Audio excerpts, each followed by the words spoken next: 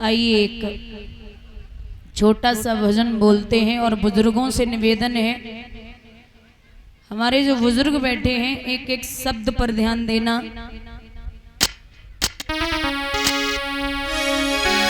तेरी मेरे बहुत ध्यान से सुनना। जब से मरे वरतार सुहागिन में तो तब से भाई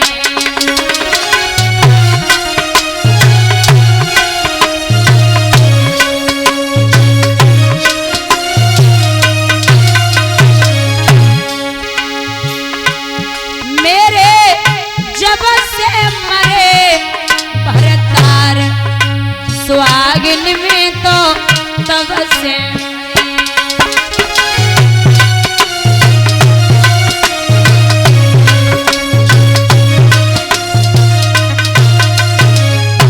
कभी लिखता है कि मेरे जब से मरे भरतार सुहागिन में तब से भाई। किसी औरत का पति मर जाए तो वो विधवा होती, सुहागिन नहीं होती। लेकिन हमारा आपका दोनों का पति है मन। जब तक हम मन को नहीं मार लेंगे तब तक नहीं बैठ पाएंगे। जब तक पति मेरे जिंदा थे भोगे दुख अपार।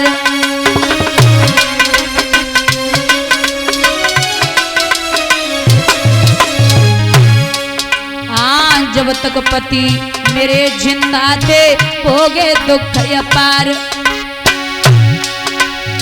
जब से मर गए पिया हमारे मैंने पाए सुख अपार। सुहागिन में तो तब से भई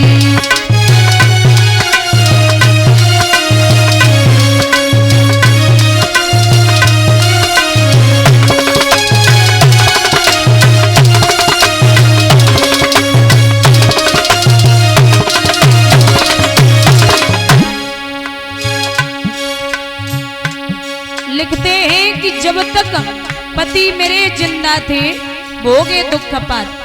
मन को जब तक जीवित रखोगे, परिवार का साथ दोगे, तब तक जीवन पर्यंत तक दुखी रहोगे। अगर भजन में लग गए, मन को मार लिया तो सब कुछ ठीक चलेगा।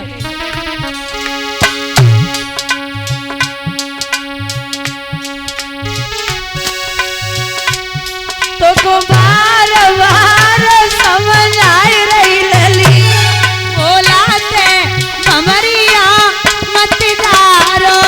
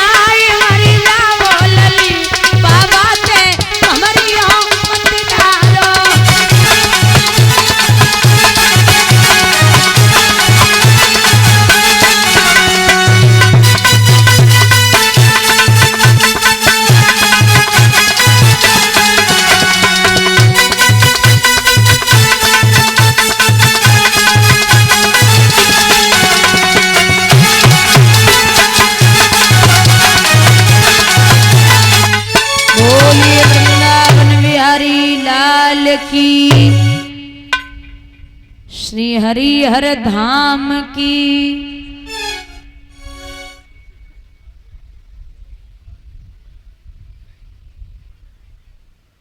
सूर्यवंश का वर्णन आपने श्रवण किया। महाराज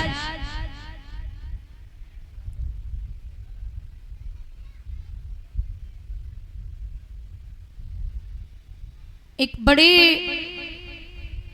अच्छे राजा हुए हैं जिनका नाम है रघु।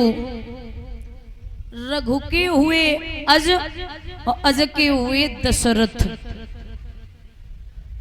दशरथ का मतलब है 5 कर्मेंद्रियां और 5 ज्ञानेंद्रियां, और एक ये मन रूपी रथ जो कर्म इंद्रियों को और ज्ञानेंद्रियों को वश में कर ले, वो दुनिया का सच्चा दशरथ बन गया। ये अयोध्या नगरी के राजा। अयोध्या हम उसे कहते हैं जिसको कभी भी किसी भी राज्य ने युद्ध में न जीत पाया हो। 3 रानियां हैं, कौशल्या, सुमित्रा और कैकेयी, लेकिन इनके कोई संतान नहीं है।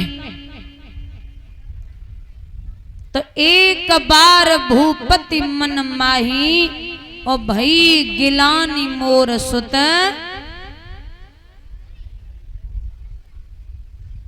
एक बार भूपति मन माही और भई गिलानी मोर सुत नहीं।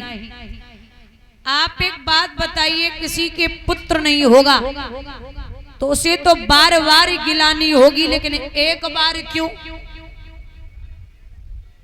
कई प्रमाण हैं, लेकिन इनमें ऐसे 2 प्रमाण हैं जिसमें राजा को बड़ा संकट है, बड़ा कष्ट हुआ।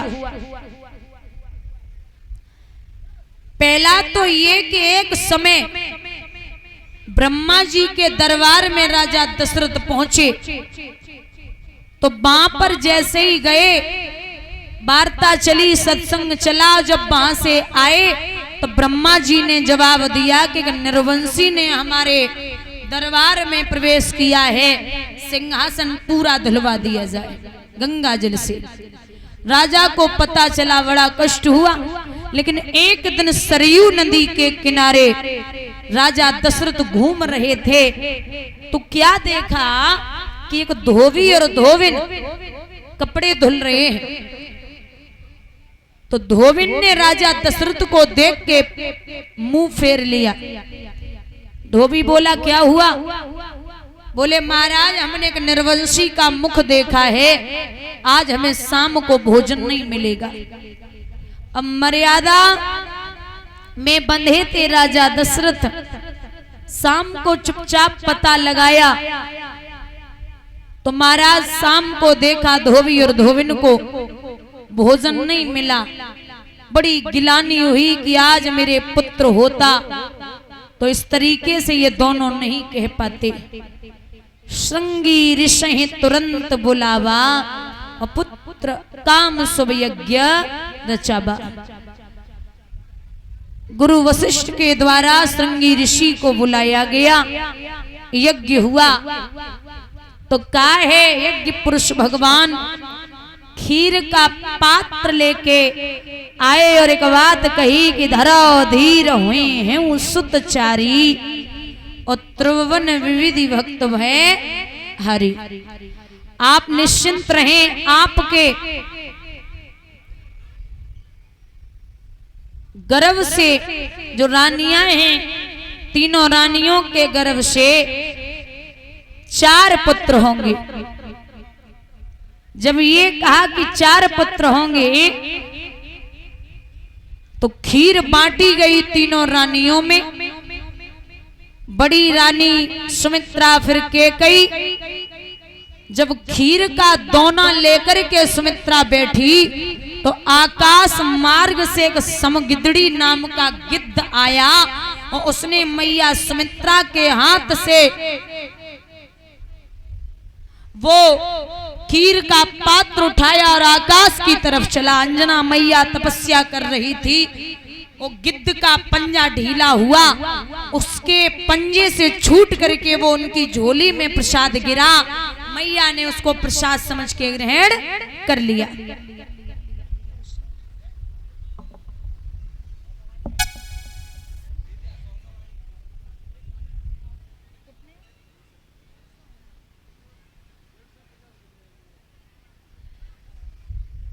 तो जिससे कहते हैं कि हनुमान जी का प्राकट हुआ। कुछ विद्वान इसीलिए कहते हैं कि जो राम जी थे वो 5 भाई थे।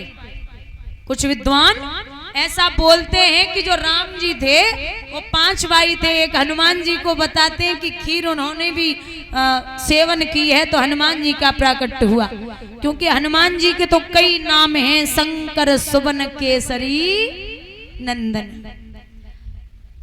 यहां सुमित्रा मैया रोई तो जवाब दिया है,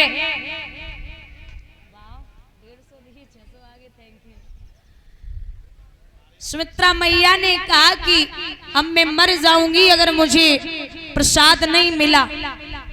तो दोनों ने, कैकेयी मैया ने और कौशल्या मैया ने अपना अपना हिस्सा दिया। 2 हिस्से सुमित्रा के पास पहुंचे तो मैया सुमित्रा ने बात कही है कि अगर हमारे गर्भ से 2 पुत्र हो गए तो तुम दोनों पुत्रों की सेवा के लिए मैं एक पुत्र लगा दूंगी। महाराज खीर सेवन की तो जा दिन ते हरि गर्भ आए और सकल लोक सुख संपत्ति छाए। बड़ी प्रसन्नता है, खुशी है। 9 महीने के बाद जब प्रभु ने अवतार लिया तो बाबा चौपाई में लिखते हैं कि 9वीं तिथि मधु मास पुनीता और शुक्ल पक्ष अवजिति बहु प्रीता। मध्य दिवस अति शीतल गामा और पावन काल लोक विश्रामा। 9वीं तिथि है, मध्य दिवस मतलब न शाम है न सुबह है, दोपहर की बेला में प्रभु ने कार्तिक के महीने में दिन के 12 बजे मैया कौशल्या के गर्भ से अवतार लियो। भय प्रगट कृपाला दीन दयाला कौशल्या हितकारी।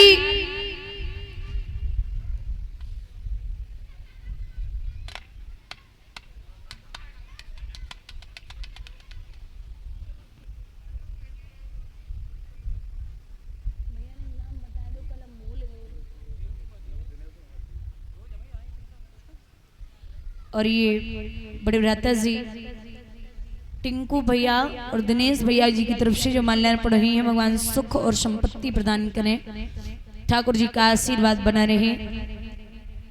यूं ही आप धर्म के कार्यों में अपने हाथ आगे को बढ़ाते रहें, ये विलासा और आकांक्षा है। बोली वृंदावन बिहारी लाल की। प्रभु ने अवतार लिया तो एक दासी भागी राजा दशरथ को खबर दी कि महाराज आपकी बड़ी रानी के गर्भ से पुत्र हुआ है। तो दशरथ पुत्र जन्म सुनि काना और मानो ब्रह्मानंद समाना। सर्वस दान दीन सब काहू और जिन पावा राखा नहीं काहू। अब आप एक बात बताइए, आप किसी को धन दोगे, पैसा दोगे तो वो अपने पास रखेगा, किसी और को नहीं देगा। लेकिन ऐसा कौन सा धन था, ऐसा कौन सा रत्न था जो राजा